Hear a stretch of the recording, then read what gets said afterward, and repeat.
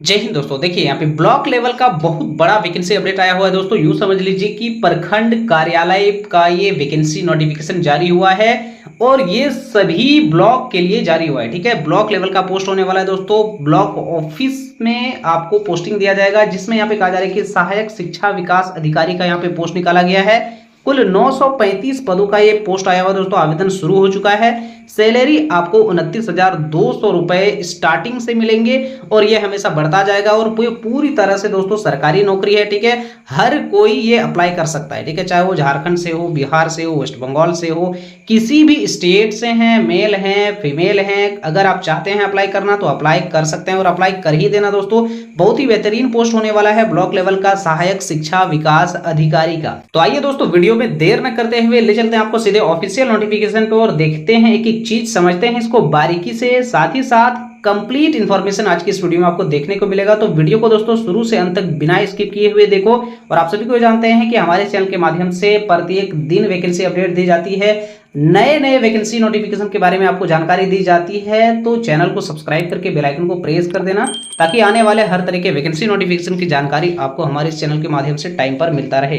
दोस्तों ये है ऑफिशियल नोटिफिकेशन जो कि बिहार लोक सेवा आयोग की तरफ से इसको जारी किया गया है। ठीक है, बट ये नहीं कि सिर्फ बिहार वाले ही अप्लाई कर सकते हैं। आप किसी भी स्टेट से हैं, अगर आप चाहते हैं अप्लाई करना तो आप अप्लाई कर सकते हैं। ठीक है, और आइए अब देखते हैं दोस्तों इस वैकेंसी से जुड़े हुए कंप्लीट इंफॉर्मेशन को। यूं तो आपने शायद ऐसे बहुत सारे वीडियोस देखे होंगे, लेकिन इस नोटिफिकेशन में एक बहुत ही राज छुपा हुआ है, वो मैं आज आपको इस वीडियो के अंदर में बताने वाला हूं। ठीक है, और जिसको जानना हर किसी के लिए जरूरी है। आइए अब बात करते हैं कि कोटि वाइज, ठीक है, कैटेगरी वाइज जो यहाँ पे पद का संख्या रखा गया है वो, तो देखो अनारक्षित से यहाँ पे रखा गया है 374 पद, यानी कि कोई भी अप्लाई कर सकता है, all over India, male female. ठीक है, इसके बाद यहाँ पे आर्थिक रूप से कमजोर वर्ग के लिए 93 पद है। अनुसूचित जाति का यहाँ पे 150 पद है दोस्तों। अनुसूचित जनजाति का यहाँ पे 10 है। अत्यंत पिछड़ा वर्ग का 168 है। पिछड़ा वर्ग का 112 है।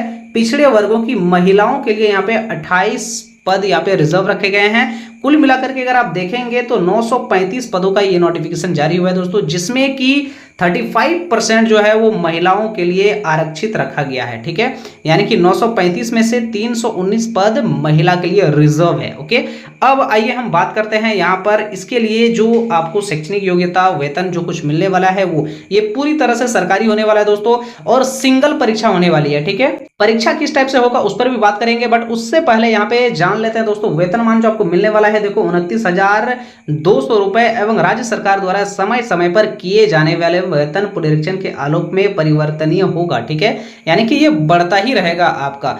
शैक्षणिक योग्यता पे यहाँ पे देख लो दोस्तों, किसी भी मान्यता प्राप्त विश्वविद्यालय से यहाँ पे कहा जा रहा है कि स्नातक पास, यानी कि ग्रेजुएट पास आपका सिंपल सा होना चाहिए। अगर आप हैं कितनों भी परसेंट आप लाए हो, आप एलिजिबल हैं। अगर आप पास किए हैं ग्रेजुएट तो आप इस पोस्ट के लिए एलिजिबल हैं, अप्लाई कर सकते हैं।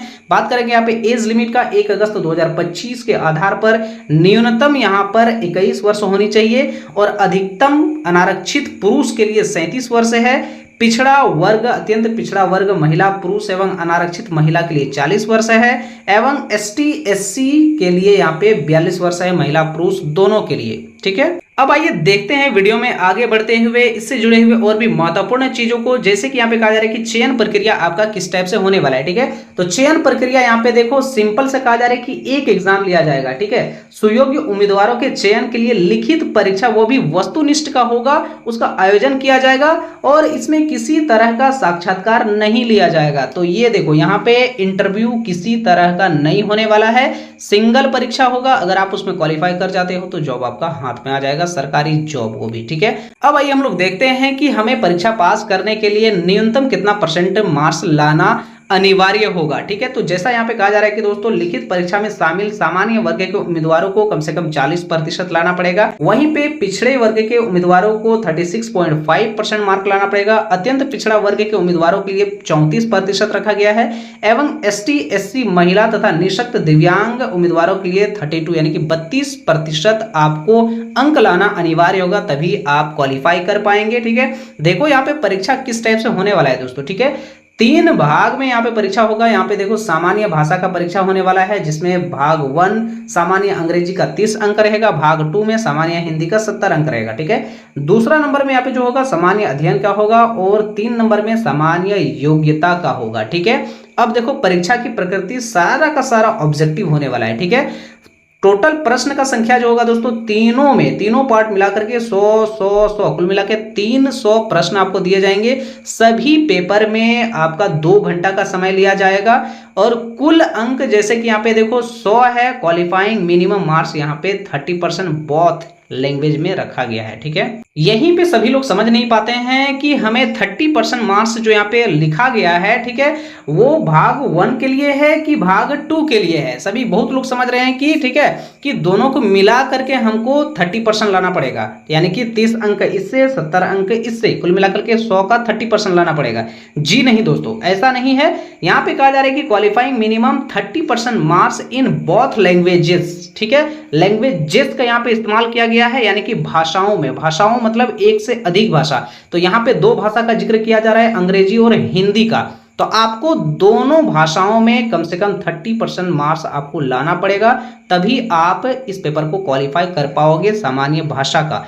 अब वहीं पर यहाँ पे जो दूसरा पार्ट और तीसरा पार्ट रखा गया है, इसमें भी 100 प्रश्न होंगे। ठीक है, 2 घंटा का समय मिलेगा, 100 अंक मिल जाएंगे। ठीक है, प्रत्येक प्रश्न का 1 अंक निर्धारित है तथा प्रत्येक गलत उत्तर के लिए 1/3 का यहाँ पे नेगेटिव मार्किंग का भी प्रावधान है। तो इस चीज को आपको अच्छे से ध्यान में रखना है, बहुत ही केयरफुली आपको एग्जाम देना पड़ेगा। पाठ्यक्रम आपका किस तरह से कुछ होने वाला है उसका डिटेल्स यहाँ पे दिया गया है दोस्तों। ठीक है, ये पूरा का पूरा जो नोटिफिकेशन है कुल 9 पन्नों का है। अब यहाँ पे बात करेंगे कि आरक्षण यहाँ पे कौन उसका लाभ ले सकता है। आरक्षण का लाभ दोस्तों बिहार के स्थायी निवासी ही ले सकते हैं। ठीक है, अदर स्टेट वाले नहीं ले सकते हैं, बट हाँ अदर स्टेट वाले अप्लाई जरूर कर सकते हैं, लेकिन आरक्षण का लाभ आप नहीं ले सकते हो। लेकिन उसके लिए बिहार के निवासियों को यहाँ पे निवासी प्रमाण पत्र देना आवश्यक होगा, तभी आपको लाभ मिल पाएगा। ठीक है, अब आइए देखते हैं दोस्तों कि इसका आवेदन प्रक्रिया का कुछ होने वाला है और इसका अप्लाई करने का लास्ट डेट कब तक है। ठीक है, तो यहाँ पे जैसे कहा जा रहा है कि नोट करके दिया गया है दोस्तों,